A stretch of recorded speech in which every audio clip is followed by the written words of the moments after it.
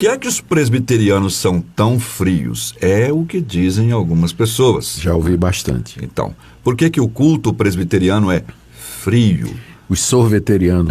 Chamados sorveterianos, né? Ali, aí é sua pergunta, por exemplo, do Marcos Bueno da Silva Júnior. Ele diz que estava numa madrugada vendo um culto numa certa igreja de um pastor americano, Benny Hinn, por exemplo, e lá o negócio pega fogo, né? E por que olha para uma igreja presbiteriana não é assim, com sopro de passar um manto e esse mover espiritual? Tá certo.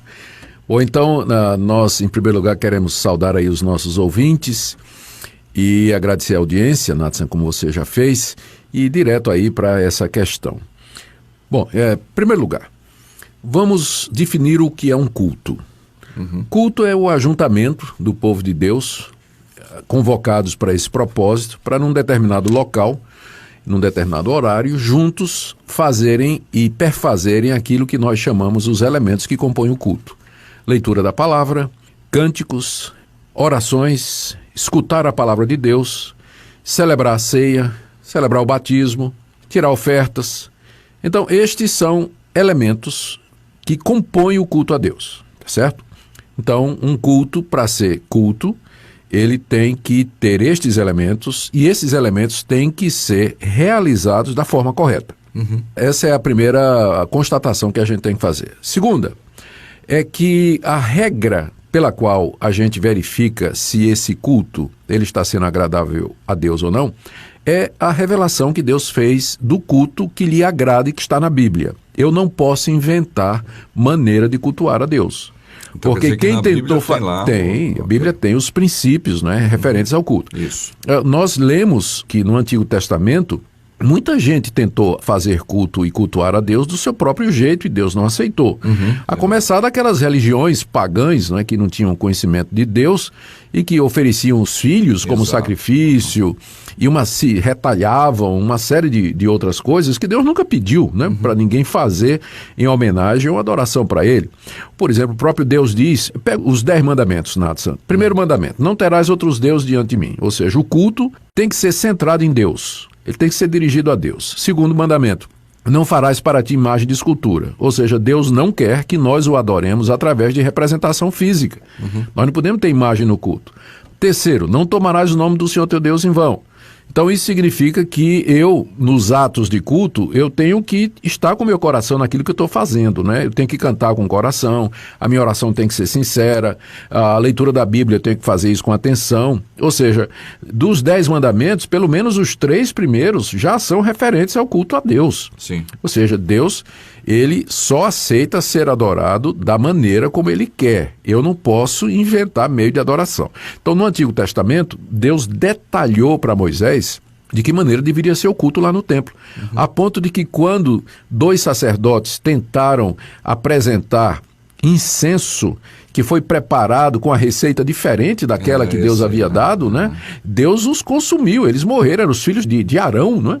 Eles morreram diante do Senhor, porque trouxeram o que a Bíblia chama de fogo estranho, né? Diante de Deus, ou seja, Deus não aceitou, não estava de conformidade com aquilo que Deus havia determinado, portanto, Deus não aceitou.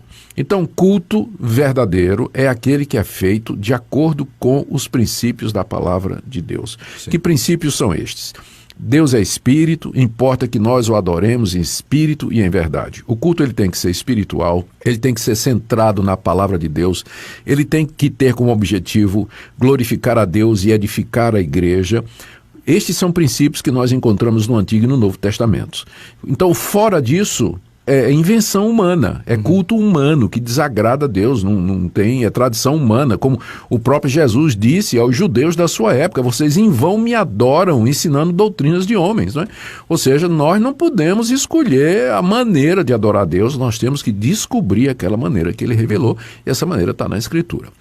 Dito isso, então, vamos agora chegar ao conceito do que é um culto quente, né? Um culto quente. Exato. O que seria um culto quente? Geralmente, quando as pessoas falam disso, né, um culto assim que teve fogo caiu do céu e tudo mais, as pessoas geralmente se referem ao fato das emoções e as reações físicas que aconteceram no culto. As pessoas levantaram as mãos, as pessoas bateram palma, elas dançaram, sapatearam, rodopiaram, o retetê de Jeová, sapatinho de fogo, e todo esse tipo de coisa. Aí o pessoal diz ali, o culto foi quente, né? O pregador, quando fala, ele muda a voz, né? Ele usa o tom mais alto, e aí o povo aplaude, o povo se emociona, tal.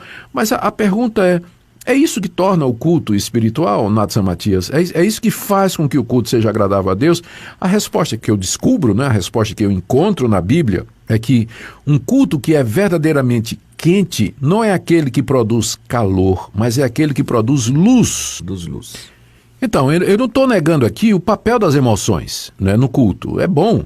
Mas eu estou dizendo que o que faz um culto quente não é a emoção que a pessoa sente, mas é a quantidade de conhecimento, entendimento que ela tem de Deus. Porque se não há instrução, se não há conhecimento de Deus, não há verdadeira edificação. Quem diz isso é o apóstolo Paulo, em 1 Coríntios 14, quando ele está tratando da questão das línguas, né, que eram faladas durante o culto lá em Corinto. Ele diz assim, vocês têm que orar para que possam interpretar. Porque senão, você fica calado. Porque você pode até estar orando bem no seu espírito, falando em línguas, mas a mente fica infrutífera, porque ela não tem edificação.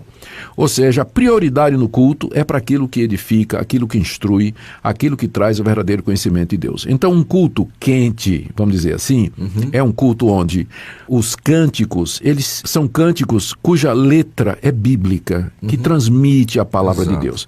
Sim, e aí, coerente, né? Com a Bíblia, né? Com a Bíblia. Então, se o cântico, se aquele louvor, ele é bíblico, está cheio de doutrina bíblica, ele pode aquecer o coração.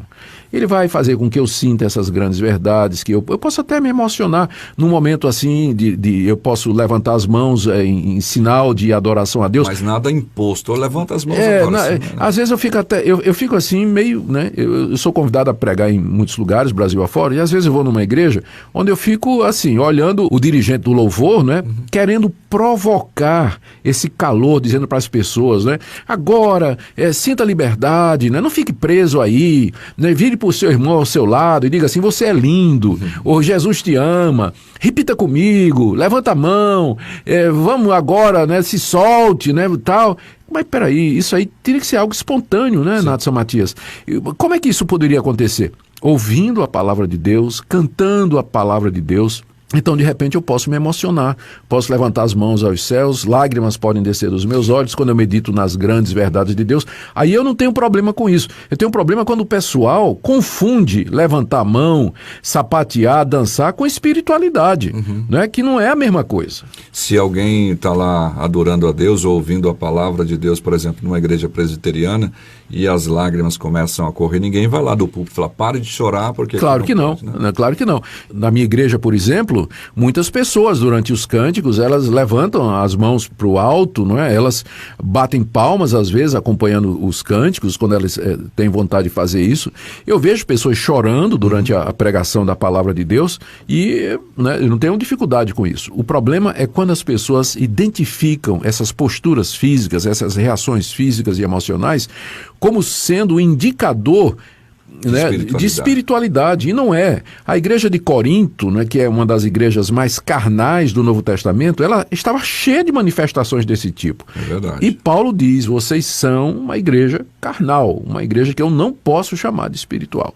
Então, o que torna um culto quente, Natsan Matias e queridos ouvintes, não é o calor das emoções e das reações, mas é a biblicidade.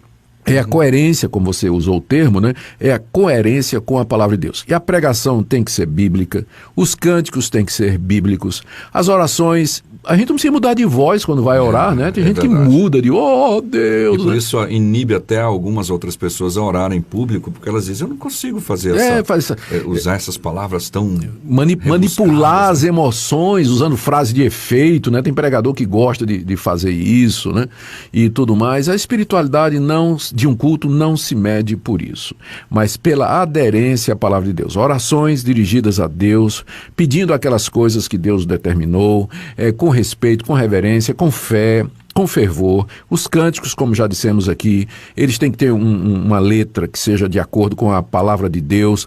A Bíblia tem que ser lida com reverência, com atenção. A pregação, Natsan Matias, ela tem que ser bíblica, ela tem que expor o ensinamento da Escritura, em vez de ser simplesmente uma repetição desses jargões evangélicos, o pessoal contando experiência, dizendo que teve visão disso, daquilo outro, e usando daqueles recursos aí. Repita comigo agora, vamos repetir de novo, diga aí para o seu irmão. Eu não vejo Paulo fazendo isso, né, no Novo Testamento, né? As pregações eram sempre exposições da palavra de Deus e assim por diante. Em lugar nenhum da Bíblia. Não é lugar nenhum, né? Os profetas, não imagina os profetas, imagina Isaías lá no templo de Jerusalém, trazendo a palavra de Deus e virando para o povo, diga aí para o seu irmão Jacó, né, que Deus te faça próspero, aperta a mão dele, dá um abraço nele. Eu não vejo esse tipo de coisa, né?